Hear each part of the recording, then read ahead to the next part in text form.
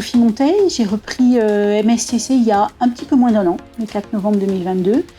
MSTC est une entreprise qui existe depuis 40 ans à Écomois, au milieu d'une zone d'habitation, où on fabrique des emboîtages en carton compact recouvert pour des imprimeurs, des éditeurs, l'industrie du luxe et les bibliothèques patrimoniales. MSTC aujourd'hui, c'est 23 salariés, bientôt 24. Ce matin, nous avons accueilli chez MSTC les premiers jeudis de la performance organisés par la CCI, avec un témoignage conjoint de ma petite personne et de Emmanuel Deray, patron de ED Trans, sur le sujet de l'autonomie des équipes et la réduction de la dépendance de l'équipe par rapport aux dirigeants.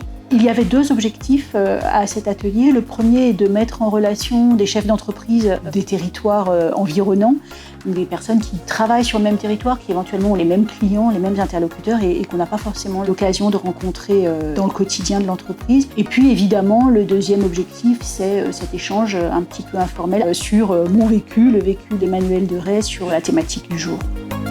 Donc l'atelier s'est déroulé ce matin dans les locaux de MSTC pendant 2 heures, donc accueil à 8 heures autour d'un café. Puis 3 quarts d'heure, je dirais, d'échanges, de témoignages. Et puis évidemment à la fin, la visite de l'entreprise, des ateliers.